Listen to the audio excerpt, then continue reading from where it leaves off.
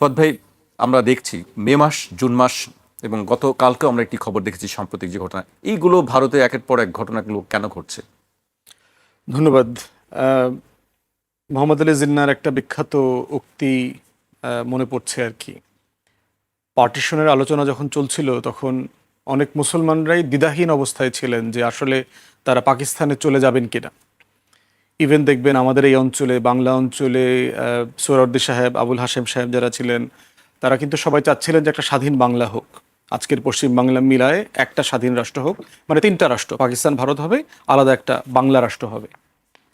তো সোহরাওয়ার্দী সাহেবকে উনি কনভারসেশনে বলেছেন যে প্রথম কথা হচ্ছে যে আমার আপত্তি নাই, তোমরা স্বাধীন থাকতে চাইলে স্বাধীন থাকতে পারো, আলাদা রাষ্ট্র হতে পারে, তবে আমি আশঙ্কা করছি তোমাদেরকে দখল করে নেওয়া হবে, তোমাদেরকে স্বাধীন থাকতে দেয়া হবে না।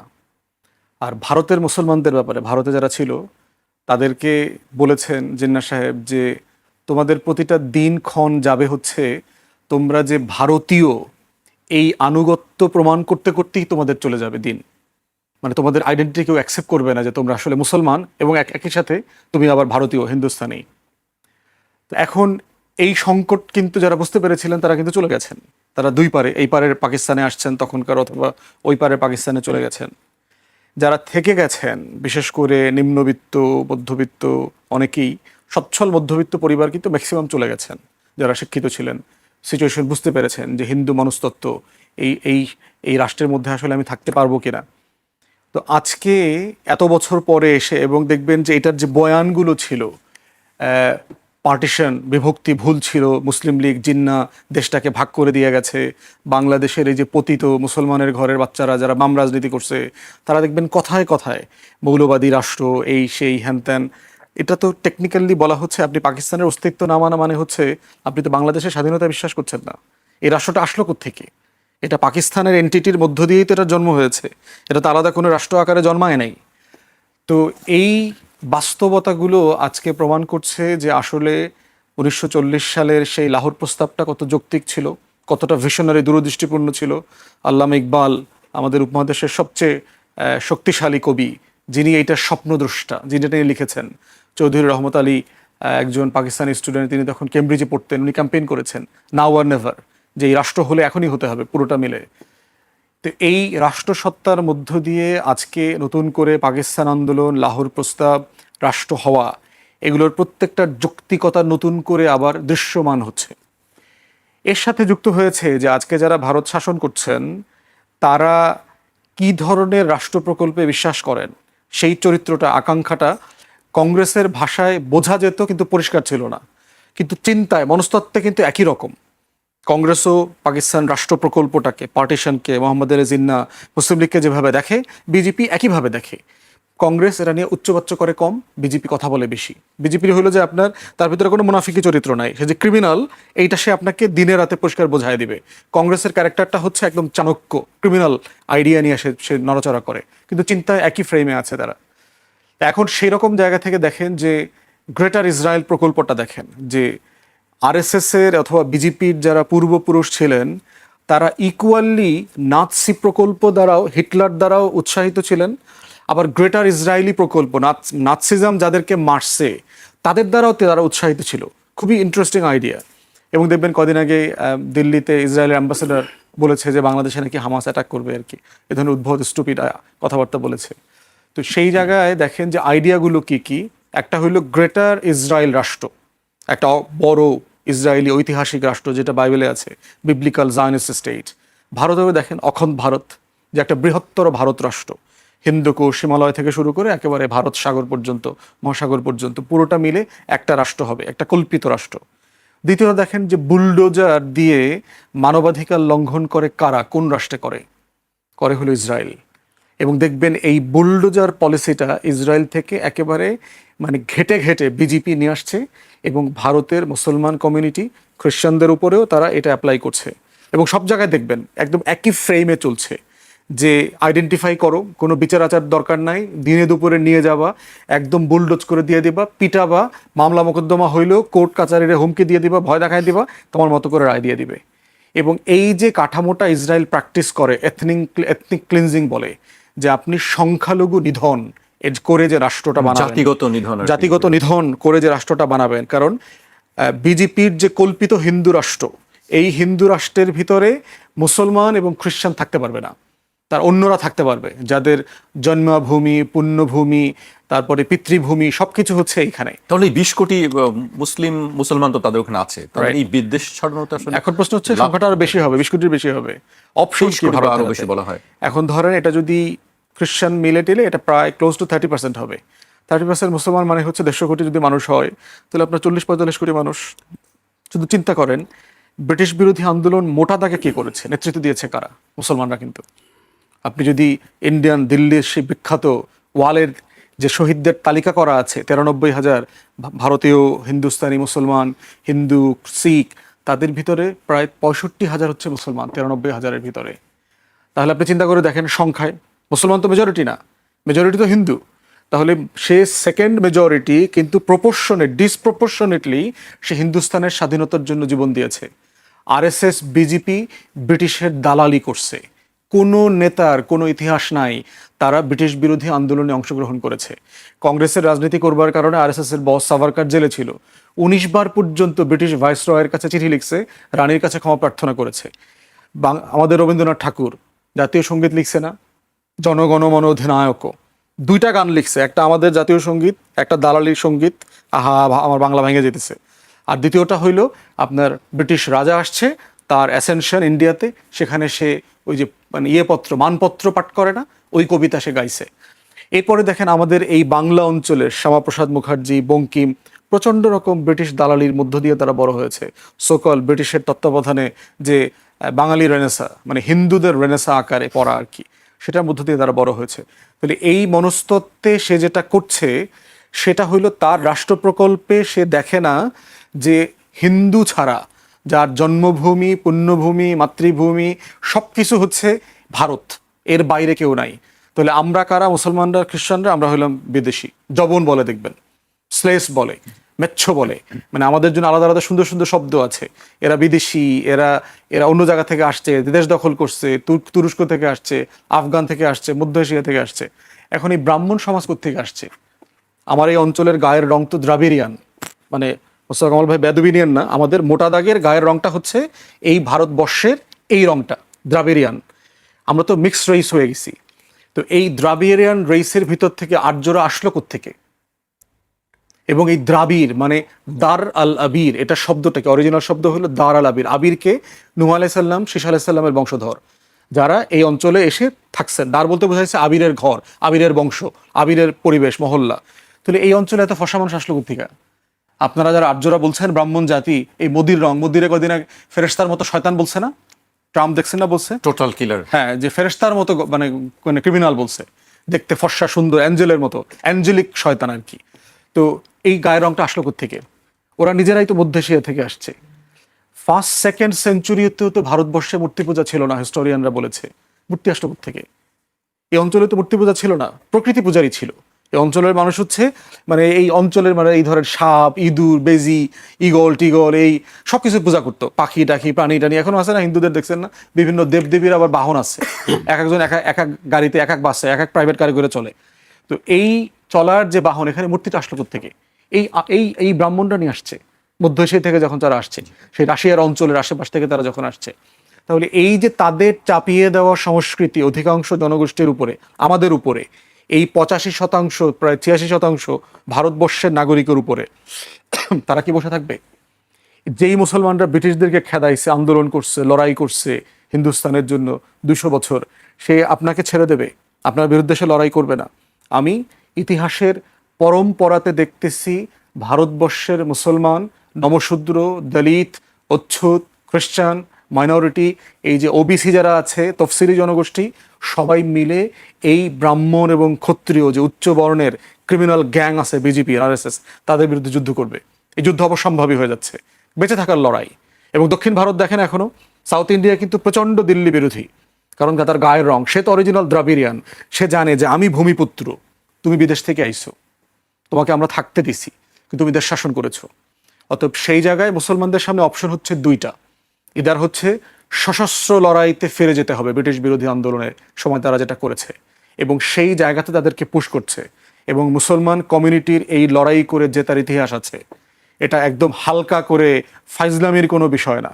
মুসলমানরা এখন আইন কানুন কোর্ট কাচারিতে যাবে, তবে কোর্টে তো বাবরি মসজিদের জন্য গেছিল, তো লাভ হয় নাই। তো এর আগেও তো রিসেন্ট ঘটনার আগেও তো 800-র উপরে মসজিদ, মাদ্রাসা, এতিমখানা, কবরস্থান, সুফিদের কবর সব তো বুলডোজ করে দিয়েছে বিজেপি গত 11-12 বছরে। কি হয়েছে কোর্ট কাচারি করে?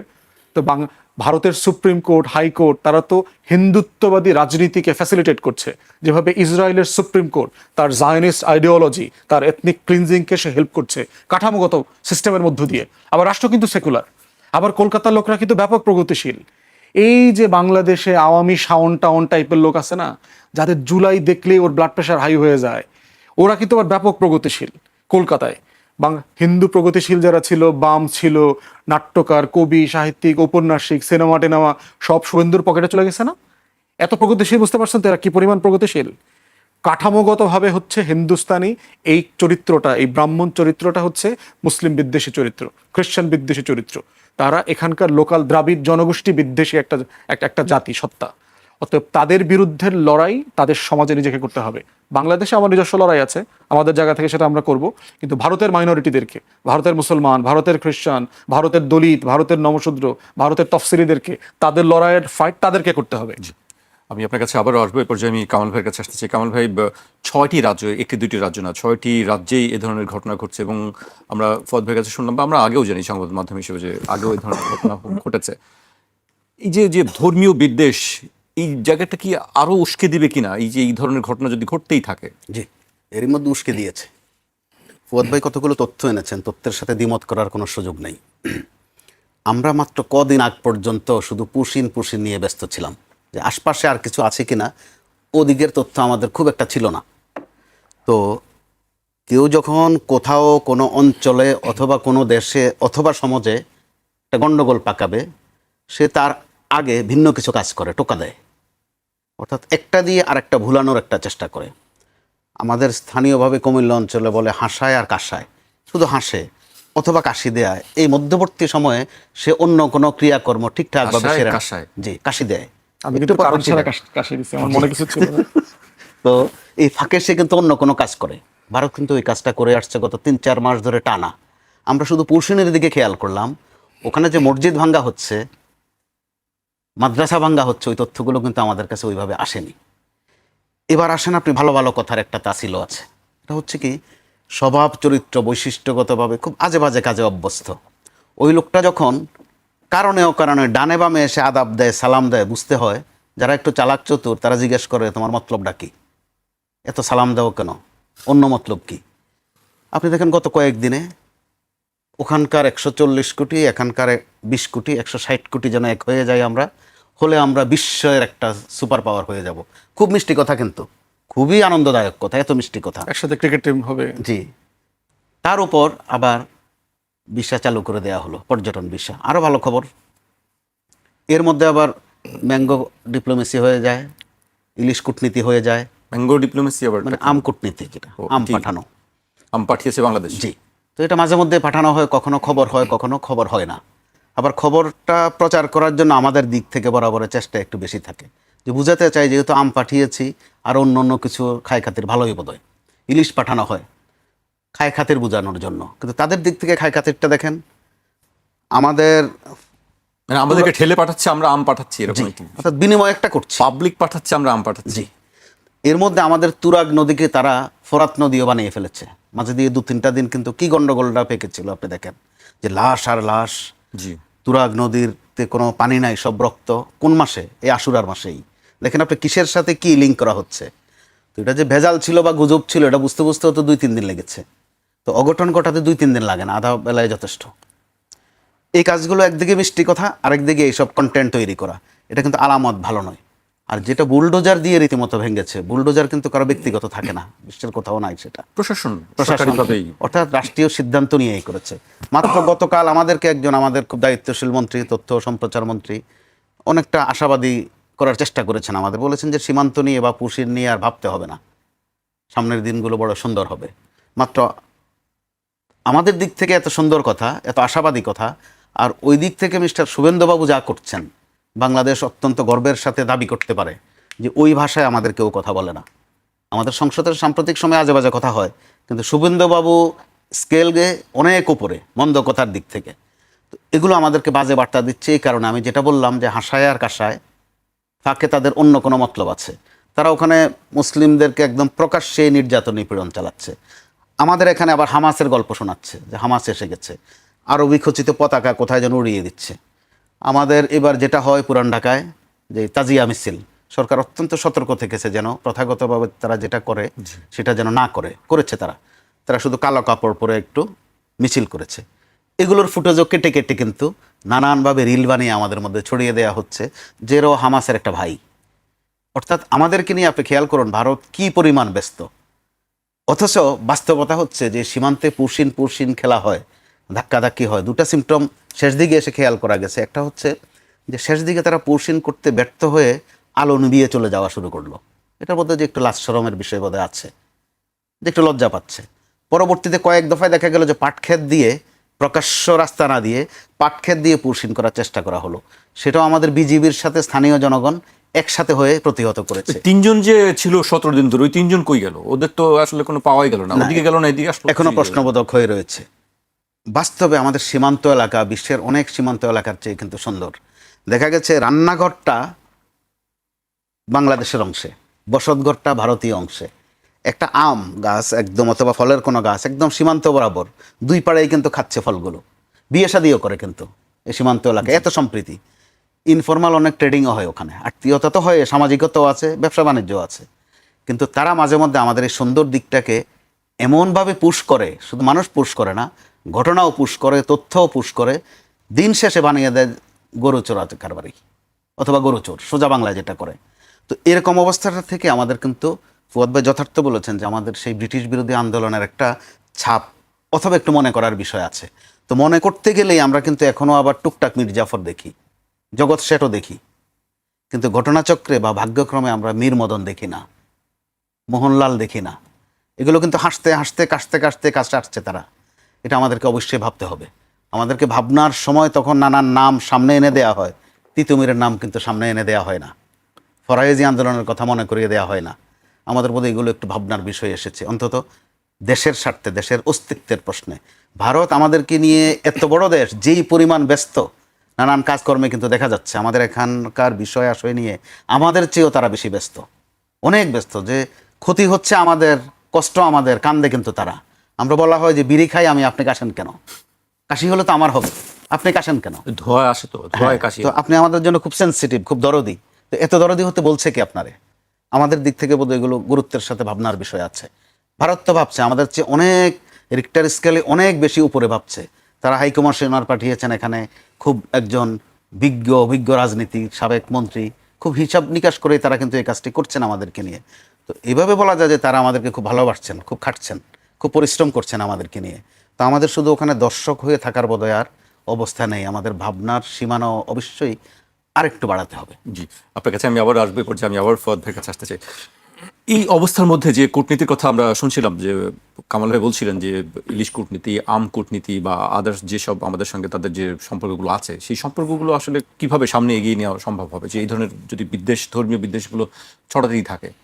একটা হচ্ছে যে মানে রাষ্ট্রের জায়গা থেকে একটা ওয়ার্কিং রিলেশনশিপ তো রাখতে হবে, সেটা কারণ- আছেই। জি, হ্যাঁ, তো সেই জায়গাটা ধরে রাখার জন্য যতটুকু রাষ্ট্রের না করলেই নয়, ততটুকু অবশ্যই করতে হবে। পাকিস্তানের সাথে তো সম্পর্ক আছে, তাদের তো স্যাংশন দেওয়া নাই একজনের সাথে আরেকজনের, মাঝে মধ্যে ট্রেড অফ হয়, সিচুয়েশন একটু ডেটোরিয়েট করে, বাট সিচুয়েশন থাকে, স্টেবল থাকে। চায়নার সাথে এত ঝামেলা এই মনে হচ্ছে, গত কদিন আগে দেখলেন চাইনিজ সোলজারদের বিশাল অংশ অরুণাচলে ঢুকে বিভিন্ন অঞ্চল দিয়ে রাস্তাঘাট বানাচ্ছে টানাচ্ছে। ইন্ডিয়ান সোলজারদেরকে দেখলাম, এবং ইন্ডিয়ান অফিসারদেরকে দেখতেছি কিভাবে চোরের মতো এরকম কাচুমুচু হয়ে আছে চাইনিজ সোলজারদের সামনে। পাকিস্তানের সামনেও তো একই অবস্থা আর কি। তাদের যত মানে তাদের যে যুদ্ধ, তাদের যত বিজয়ের গল্প কিন্তু সব বলিউডে আর বাংলাদেশ সীমান্তে। তাদের কিন্তু অন্য কোথাও মানে বিজয়ের কোনো গল্প নাই কিন্তু গত 80 বছরে। তো সেই জায়গাতে হচ্ছে ভারতীয় মুসলমানদের হয়ে ভারতের মাইনরিটিদের জন্য আমাদের বাংলাদেশ সরকার এবং জনগণের কিন্তু কথা বলা দরকার, পাবলিকলি কথা বলা দরকার, স্টেটমেন্ট দেয়া থেকে শুরু করে। এবং ভারতের মাইনরিটি মুসলমান, কারণ মাথায় রাখতে হবে এই পুরো অঞ্চল কিন্তু মুসলমানরা শাসন করেছে 800 বছর। অতএব সাডেনলি দিল্লি অথবা ভারতের বলতে ইতিহাস ঐতিহ্য যা কিছু আছে, সভ্যতা যা কিছু আছে, এর পুরোটা মুসলিম সভ্যতার জায়গা। মানুষ এখনো যারা ট্যুরিস্ট হিসাবে ভারতে ঘুরতে যায়, কি দেখতে যায়? তাজমহল দেখতে যায়, না ওদের ওই যে কল্পিত হিন্দু রাষ্ট্রের মন্দির দেবতা দেখতে যায়? কি দেখতে যায় ভারতে? এখনো হচ্ছে আপনার দিল্লিতে যতগুলো বড় বড় জায়গা আছে যেখানে ঘুরতে যায়, ইদার মুঘল এম্পায়ারের, মুসলিম আমলের, নাহলে ব্রিটিশদের করা 2-4টা জায়গা। অলমোস্ট টোটাল সিভিলাইজেশনাল ভ্যালু হচ্ছে মুসলমানদের হাতে তৈরি।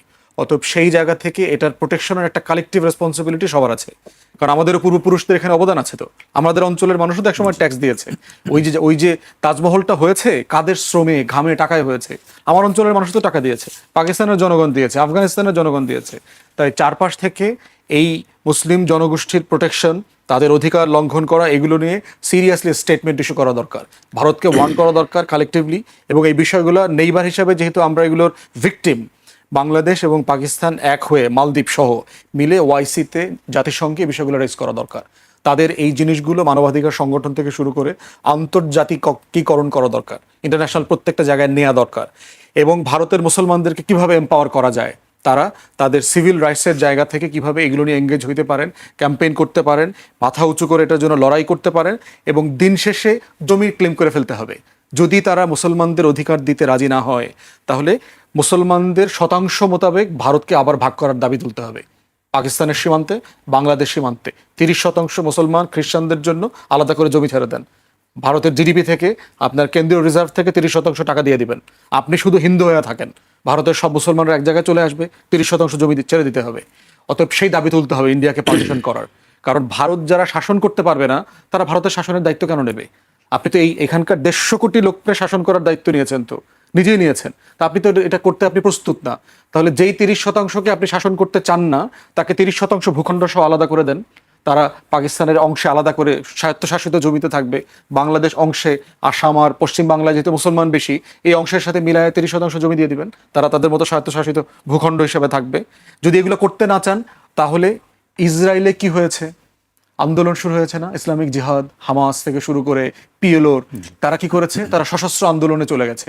কারণ আপনি একটা জাতিকে যখন ক্লিনস করতে চাইবেন, নিধন করে দিতে চাইবেন, সে তার অস্তিত্বের জন্য অস্ত্র হাতে তুলে নেবে, সে তার অস্তিত্বের জন্য আপনার রাষ্ট্রকে ফাইট করবে। এইটা আপনি কোনোভাবে ঠেকাইতে পারবেন না, এটা 1000 বছরের গ্রামার। এর ভিতরে পাকিস্তান, আইএসআই, তালেবান, টিটিপি, এইসব 2 নম্বর 9 নম্বর জিনিস খোঁজার দরকার নাই। এটা হিউম্যান মনস্তত্ত্ব। আপনি আমার বাড়ি বুলডোজ করে দেবেন, আমি শুধু বসে বসে দেখবো, কিচ্ছু করব না, এইটা হইতে পারে না। আপনি রাষ্ট্রকে সশস্ত্র আন্দোলনের জন্য ইনভাইট করছেন, এবং এর পুরো দায় দিল্লির বিজেপির। তিস্তা প্রকল্প নিয়ে আজকে চীনের পক্ষ থেকে কথা বলা হয়েছে, আপনি নিশ্চয়ই জানেন। আমি সেই প্রসঙ্গটি একটু উল্লেখ করতে চাই। তিস্তা নদী প্রকল্পে বাংলাদেশকে আগের মতোই সহযোগিতা করার প্রতিশ্রুতি পুনর্ব্যক্ত করেছে চীন। ঢাকায় নিযুক্ত চীনের রাষ্ট্রদূত ইয়াও ওয়েন বলেছেন, বাংলাদেশের অনুরোধ পেলেই তিস্তা প্রকল্পে কাজ করবে চীন, এবং এ বিষয়ে তাদের অবস্থান আগের মতোই রয়েছে। ইয়াও ওয়েন বলেন, বাংলাদেশের সার্বভৌমত্ব রক্ষায় জনগণের স্বার্থে নিজেদের মতো করে সিদ্ধান্ত নেওয়ার সক্ষমতাকে চীন সমর্থন করে। জি, কয়েকটি বিষয়, 2টি বিষয় আছে, তিস্তা এবং বাংলাদেশের সার্বভৌমত্ব বিষয় আছে। সার্বভৌমত্বের বিষয়টি আজ এনেছেন। এর আগ থেকে কিন্তু আমরা এদিক 2 দেশের পক্ষ থেকে একটা অফার লেটার, যেটা মোটামুটি হয়ে গেছে, আগেও হয়েছে। তো এবার মাননীয় প্রধানমন্ত্রীর সফরের পর বিষয়টি আরও গুরুত্ব পেয়েছে। তো তিস্তার বিষয়টি এমনই যে এখানে যখন চীন অংশীজন হয়, ভারতের কাছে সেটা সহ্য হবে না, এটাই স্বাভাবিক। তাদের একতরফা একটা খবরদারি আছে এখানে, ভৌগোলিকভাবে, প্রাকৃতিকভাবে।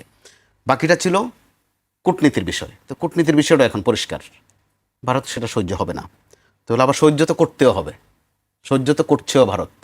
খুব কম দুঃখে কিন্তু ভিসা চালু করেনি, অর্থাৎ পর্যটক ভিসা। সেটা কেন? যেটা ফুয়াদ ভাই একটু আগে বলছিলেন, তিনি সশস্ত্র বলেছেন, আমি ওই পর্যন্ত যেতে চাই না, কিন্তু মনস্তাত্ত্বিক একটা বিষয় আছে, অর্থনৈতিক একটা বিষয় আছে।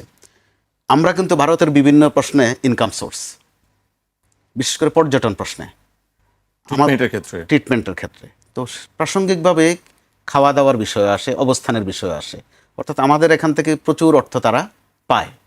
এই অর্থটা কিন্তু ঘাটতি ঘটে গিয়েছিল গত 1.5-2 বছর ধরে ভারত, প্রায় 2 বছর। হ্যাঁ। তো আমাদের দেশের লোকজন কিন্তু চিকিৎসার্থে চীন যেতে শুরু করেছে।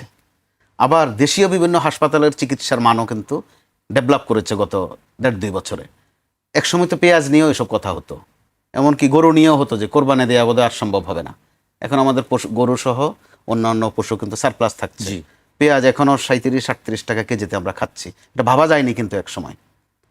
খুব কষ্ট না হলে ওই সময় প্রধানমন্ত্রী বলতেন না যে পেঁয়াজের বিকল্প কি খাওয়া যায়, অথবা পেঁয়াজ কেটে কেটে একটা সময় এসে আবার এখন যেটা বলছেন এই যে বাজার, কিন্তু একটা সময় এসে দেখা যায় আবার শর্টেজ থাকে, টান পড়ে যায়, তখন আবার একেবারে অভ্যন্তরীণ আমরা মোটামুটি সামলাতে পারছি, সামলানো যাচ্ছে। 400 টাকা বা 350-400 টাকা পেঁয়াজ খেতে হচ্ছে না, তো ওই জায়গা থেকে আমরা উতরে উঠেছি। তো ওই রকম একটা বিষয়ে ভারত কি শুধু হিন্দু আর হিন্দি আর হিন্দুস্তান নিয়ে থাকবে কিনা, এটা ভারতকে মনে করিয়ে দেওয়ার বিষয় আছে। কারণ বাস্তবতা হচ্ছে ভারত যতই নির্যাতন করুক, গোসা করে আমরা ভৌগোলিক এই জায়গাটা ছেড়ে দিয়ে চলে যাব, সেটা সম্ভব হয় না। যে অন্য একটা দেশ এখানে চলে আসুক, আমরা অন্য কোনো দিকে চলে যাই, সেটা সম্ভব না। অথবা ভারতকে প্রতিবেশী রাখবো না, অন্য একটা দেশ এনে ওখানে সেট করবো, সম্ভব না। কিন্তু এর মধ্য দিয়েও যে কখনো কখনো অর্জন সম্ভব হয়ে যায়, আপনি খেয়াল করুন। ভারত কম দুঃখে এত মিষ্টি কথা বলছে না গত কয়েকদিন, আবার কম দুঃখেও ভিসা চালু করছে না। এর মধ্যে বাংলাদেশের এখানে বক্তব্য আনা উচিত, তথ্যগত দিকেও আনা উচিত, যে আমাদের দিক থেকে তাদের কী রকম প্রাপ্তি হয়, অর্থনৈতিক প্রাপ্তি। একটা সময় পর্যন্ত, বিশেষ করে 5 আগস্টের আগে একজন উপদেষ্টাও কিন্তু মাঝে মধ্যে বলতেন, সেটা বলে তিনি জনপ্রিয় হয়েছিলেন, যে ভারতীয়রা কিভাবে এখানে কাজ করে, কত বেশি বেতন তারা আমাদের কাছ থেকে পায়, বিশেষ করে গার্মেন্টস সেক্টরে। সংখ্যাও বলেছিলেন কয়েকবার। কিন্তু দেখা গেল তিনি যখন উপদেষ্টা হলেন, আগে শুধুই শিক্ষক ছিলেন, উপদেষ্টা যখন হলেন তিনি এই নিয়ে আর কোনো সংখ্যা জানালেন না। অন্তত সংখ্যাটা আমাদেরকে জানিয়ে দিতে পারতেন যে কী পরিমাণ ভারতীয় আমাদের এখানে চাকরি করে উচ্চ বেতনে। কারণ আমরা কি ওখানে চাকরি করতে যাই কেউ? ওখানে এমন কোনো মধু নাই যে ভারতে গিয়ে আমাদের কাজ খুঁজতে হবে। শুধুই ভ্রমণের জন্য, চিকিৎসার জন্য, অথবা একটু একটু চিত্ত বিনোদনের জন্য যাই। তো এরকম অবস্থায় ওনারা উপলব্ধি করেছেন তাদের 140 কোটি আর আমাদের 20 কোটি যোগ হলে 160 কোটিতে একটা সুপার পাওয়ার হয়ে যাবে। আমাদের দিক থেকে আমরা কেউ প্রশ্ন করলাম না যে আমরা যে সংখ্যায় দিক থেকে আরও বেশি একটা সামিট করলাম, সার্ক করলাম, ওটা কোথায়? ওটা কার কারণে বরবাদ হয়ে গেল? সেটার কোনো ফলো আপ নাই কেন? আমাদের অন্তর্বর্তীকালীন সরকারের প্রধান উপদেষ্টা কিন্তু বেশ কয়েকবার উচ্চারণ করেছিলেন যে সার্ককে আবার জীবিত করা যায় কিনা, খুব তাগিদ দিয়েছিলেন সেটা। আমরা নির্বাচিত সরকার আসার পর কিন্তু ওই নিয়ে আর কথাবার্তা শুনছি না। তো এরকম একটা অবস্থায় এখনও ভারত কার পক্ষে বেশি করে আছে, কার সাথে একটু হলেও সংযোগ আছে, এইসব আলোচনা কিন্তু আমাদের রাজনীতির ময়দানে ভালো রেটে বেচা বিক্রি হচ্ছে। তো 5 আগস্ট তো ওইটা মোটামুটি আমাদেরকে মানা করে দিয়ে গেছে যে না, এই মুখিতায় আর হবে না। 5 আগস্ট তো শুধু আওয়ামী লীগের পতন হয়নি, আসলে ভারতেরও কিন্তু একটা নির্মম পতন হয়েছে বাংলাদেশে। ভারত সেটা উপলব্ধি করছে, কিন্তু আমাদের দিক থেকে যে উপলব্ধিতে সম্ভবত এখনও ভালো রকমের ঘাটতি আছে। মিষ্টি মিষ্টি কথা বলা বা ওখানকার আগের কানেকশন আরও পোক্ত করার এই মানসিকতা আমরা দেখছি। আমরা ভুলে যাচ্ছি যে যারা নিয়ে আন্দোলন হয়েছে বা যাকে হটানোর জন্য আন্দোলন হয়েছে, তিনি রাজ মেহমান হিসাবে কিন্তু ভারতে আছেন। ওনার তো বক্তব্যই আছে উনি চট করে চলে আসবেন যে কোনো দিন, বা হুট করে চলে আসবেন। সম্প্রতি মাত্র তিনি আরেকটা বার্তা দিয়েছেন, এবার আর চট করে বা হুট করে বলেননি, এই ডিসেম্বরের মধ্যে আসবেন। কিন্তু আমরা খেয়াল করছি যে এগুলোকে কেউ কেউ অতি গ্রাহ্য করছেন, কেউ কেউ আবার কিছুই মনে করছেন না। কোনোটাই বোধহয় সঠিক নয়, এটা একটা কঠিন বার্তা। বার্তাটা কীরকম? 23 তারিখে আপনি খেয়াল করেছেন তাদের প্রতিষ্ঠাবার্ষিকী ছিল, আওয়ামী লীগের প্রতিষ্ঠাবার্ষিকী। তাদের কোনো কর্মসূচি ছিল না, কিন্তু তাদের কর্মসূচি সফল করে দিয়েছে বিএনপি এবং জামাতে ইসলামী। সারাদিন তারা আওয়ামী লীগ করেছে, সারা বাংলাদেশে তারা এমনকি মাঠে ছিল। 32 নম্বর পর্যন্ত তারা চলে গেছে কর্মসূচি দিতে। বোধহয় এত প্রাসঙ্গিক ছিল না। আওয়ামী লীগের প্রতিষ্ঠাবার্ষিকী তারা কেন পালন করবেন? একসময় আমরা দেখতাম যে হরতাল ডাকতো বিএনপি, এটা সফল করতো পুলিশ সহ প্রশাসন, আর যুবলীগ, আওয়ামী লীগ, ছাত্রলীগ তারা। আমরা কিন্তু ওই রকম একটা সিলসিলা এখন আবার দেখছি। তো এটার নেপথ্যে কার কি উস্কানি আছে অথবা কার কি সমীকরণ আছে, সেটাও ভাবনায় নেওয়ার দরকার আছে। জি, আপনার কাছে আবারও আসবো আমি। পর্যায়ে ফদ ভাইয়ের কাছে আসতে চাই। ফদ ভাই, তিস্তা প্রকল্প নিয়ে তো চীন আগেও কথা বলেছে, আজকেও কথা বলেছে, এবং আরেকটি বিষয় আমার কাছে যেটি খুব গুরুত্বপূর্ণ মনে হয়েছে আজকে তার বক্তব্যে, চীনের প্রেসিডেন্ট শি জিনপিং যখন আমাদের প্রধানমন্ত্রী তারেক রহমানের সঙ্গে বৈঠক করেছেন, এই একই কথা কিন্তু বলেছেন যে বাংলাদেশের সার্বভৌমত্ব বিষয় নিয়ে কিন্তু তিনি তখনই বলেছেন, এবং আজকে সেটি আবার পুনর্ব্যক্ত করেছেন। এটির মানেটা কি, মেসেজটা কি আসলে? এই মেসেজ তো নিশ্চয়ই সবার কাছে। অবশ্যই দিল্লিকে টার্গেট করে কথাটা বলেছে আর কি, যে তুমি দুষ্টামি করার চেষ্টা করলে আমরা বাংলাদেশের পাশে দাঁড়াবো। এবং দাঁড়ানোর সক্ষমতা কি আছে সেটা গত বছর মে মাসে অপারেশন সিঁদুরে চীন বুঝাই দিয়েছে যে আসলে কি ক্যাপাসিটি আছে। JF-17 থান্ডার দিয়ে ভারতের সেই 60-এর দশকের মিগ কিন্তু 8টা খায়া দিছে, ফালায় দিছে। অতএব এই যুদ্ধে লজ্জাজনকভাবে পরাজিত হয়েছে। ভারতের পররাষ্ট্রমন্ত্রী গিয়ে ট্রাম্পের পাও ধরছে, দেরা বলছে যে এখন আপনি একটু নেগোসিয়েশন করে দেন আর কি। তারপরে ট্রাম্প হচ্ছে নেগোসিয়েশন করে মোটামুটি সিচুয়েশনটাকে একটু কাম ডাউন করছে। তো এই লজ্জার জায়গাটা ভারত বারবার ভুলে যায় আর কি। মানে তার এই যে সিনেমাটিক করা, যে মানে সার্জিক্যাল স্ট্রাইক, এইটা সেইটা, ওইখানে একটা করলো, ওইখানে সেটা করলো, ওইখানে সাপ ছাড়া দিবে, ওইখানে কুমির ছাড়া দিবে, এগুলো মানে করে যে সে আসলে হাস্যের পাত্র হচ্ছে, সে যে আসলে দুনিয়ার স্টেজে তার তো ভ্যালু এখন নাই অলমোস্ট। দেখেন যে সে আমাদের এই জাতিসংঘের সাধারণ পরিষদের প্রেসিডেন্ট ইলেকশনে কিন্তু সে আমাদের বিপক্ষে ছিল। ইসরায়েল এবং ইন্ডিয়া মিলে কিন্তু আপনার সাইপ্রাসের হয়ে ক্যাম্পেইন করেছে। আপনার মনে থাকার কথা, সাইপ্রাসের প্রেসিডেন্ট প্রাইম মিনিস্টার ইন্ডিয়াতে আসছে, মোদি সাইপ্রাসে গেছে। তো এই ভিজিটগুলোর মধ্য দিয়ে যেটা প্রমাণিত হয়েছে যে সে কিন্তু কন্টিনিউয়াসলি ট্রাই করছে ইন্টারন্যাশনাল স্টেজে বাংলাদেশ যেন তার ভ্যালুটা না পায়। তো সেখানে একটা বিশাল গুরুত্বপূর্ণ সময়, এবং এই বছর জাতিসংঘের সেক্রেটারি জেনারেল চেঞ্জ হবে, 5 বছরের টার্ম হলেও এই বছরটা বিশেষ গুরুত্বপূর্ণ, কারণ আমাদের এই প্রেসিডেন্সিতে আমরা দুজন সেক্রেটারি জেনারেলের সাথে কাজ করবো একসাথে। তো এটা বাংলাদেশের জন্য একটা হিউজ ক্রেডিট, এবং বাংলাদেশের এই যে আভ্যন্তরীণ যে সমস্যাগুলো ইন্ডিয়া ক্রিয়েট করছে সেগুলো আন্তর্জাতিক মহলের কাছে তুলে ধরবার একটা মোক্ষম জায়গা এখন চলছে। তো সেখানে অবশ্যই আমাদের নিরাপত্তা পরিষদের একজন সলিড ফ্রেন্ড দরকার। এখন পর্যন্ত কিন্তু বাংলাদেশ ওই যে কারো প্রতি শত্রুতা না, সবাই আমার বন্ধু, এই যে একটা বোগাস ফালতু একটা জিনিস আওয়ামী লীগ এবং আওয়ামী বুদ্ধিজীবী কূটনীতিকরা আমাদের খাওয়াইছে, এর থেকে একটা ফালতু জিনিস হতে পারে। সবাই আপনার বন্ধু না, আপনার প্রতিবেশী রাষ্ট্র আপনার শত্রু বাই ডিফল্ট। মানে এই সিম্পল জিনিসটা আমাদেরকে শেখানো হয়নি। আপনার প্রতিবেশী রাষ্ট্রই তো প্রতিদিন আপনার সভরেন্টিকে কম্প্রোমাইজ করতেছে। আমার দেশে গত 55-56 বছরে কে অ্যাটাক করছে? ভারত করছে, আর মায়ানমার করছে, পাকিস্তান করছে। 71-এর পরে পাকিস্তান আমার সভরেন্টি একবারও ব্রিচ করছে? করে নাই তো। তাহলে আপনি মানে প্রতিদিন আমাকে কি করতেছেন? আমাকে বয়ানের মধ্য দিয়ে পাকিস্তানকে ঘৃণা করতে শেখাচ্ছেন, কিন্তু আপনি ব্রিটেনকেও ঘৃণা করতে শেখান না যে 190 বছরের কলোনি করছে, আর ভারত আর বার্মাকেও ঘৃণা করতে শেখান না, সে আমার প্রতিদিনকার শত্রু রাষ্ট্রের সভরেন্টি সাপেক্ষে। অতএব এই যে বয়ানের পলিটিক্সের মধ্য দিয়ে জনগণকে আপনার ফেন্সিডিল তারপরে ইয়াবা খাওয়ায়া বোধ করায় রাখছে, তো সেই জায়গা থেকে এই বক্তব্যগুলো আমাদের জন্য অ্যাসিউরিং, আশ্বস্ত করবার মতো। তিস্তা প্রকল্প ঝুলে আছে এবং চীন কিন্তু যথেষ্ট বিরক্ত। এই যে বারবার আপনারা একটা প্রকল্পের জন্য টাকা চান, এটা করেন সেটা করেন, তো সে বলছে আমি তো টাকা নিয়ে বসে আছি, কবে কাজ শুরু হবে? আবার কাজ আটকায়া দেন, আবার ওই পার থেকে বলে আমরা উদ্বিগ্ন। আরে ভাই, আপনার উদ্বিগ্ন আমার কি যায় আসে? আপনি এখন দেখেন আমার তিস্তার উপর দিয়ে 7-8 সেন্টিমিটার পানি রিস্ক লেভেলের উপরে চলে গেছে, আমি উদ্বিগ্ন না? পানি ছাড়ছেন, আমাকে জানাইছেন? আমার যে তিস্তার চারপাশের মানে নদী পাড়ের মানুষের বাড়ি ভিটা যে সব ডুবে গেছে, কদিন পর ফারাক্কা ছাড়বেন, টিপাই মুখ ছাড়বেন। তো আমার এই যে 57টা নদীর একটা কম্বাইন্ড লড়াই দরকার। পাকিস্তানের সেনাপ্রধান বলছে না, প্রতিরক্ষা মন্ত্রী বলছে না, তুমি পানি ছাড়বা, আমার নদীর হিস্সা দিবা না, তোমার বাঁধ আমি উড়াইয়া দিব। আমার সেই পরিমাণ সামরিক সক্ষমতা দরকার। আমার 57টা নদীর পানির হিস্সা আন্তর্জাতিক সকল কনভেনশন প্রোটোকল মোতাবেক পাওয়ার জন্য সর্বোচ্চ চেষ্টা করতে হবে। এই চেষ্টাগুলো আমরা দেখতে পাচ্ছি না।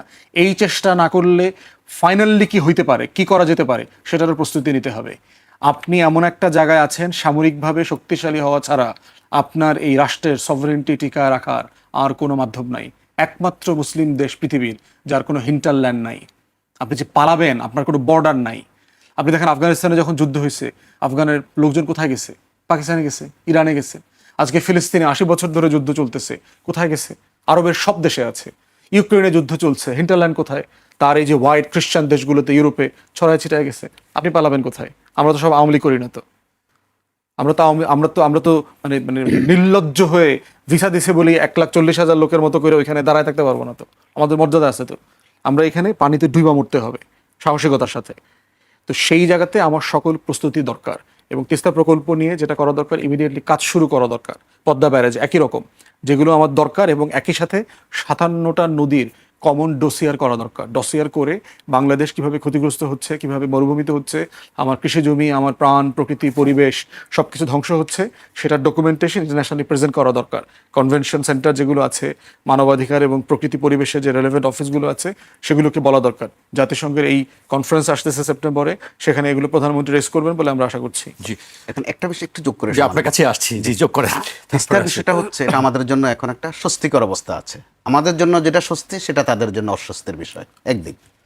দ্বিতীয় দিক হচ্ছে তিস্তা বা অন্যান্য নদী নিয়ে যে সমস্যা, আমরা আজ পর্যন্ত কিন্তু নানান কথা বলি, আন্তর্জাতিক পরিসরে যাইনি। কিন্তু আন্তর্জাতিক নদী নিয়ে আন্তর্জাতিক বিচার আচারের ব্যবস্থা আছে। আমরা এখন পর্যন্ত আছি যৌথ নদী কমিশনে।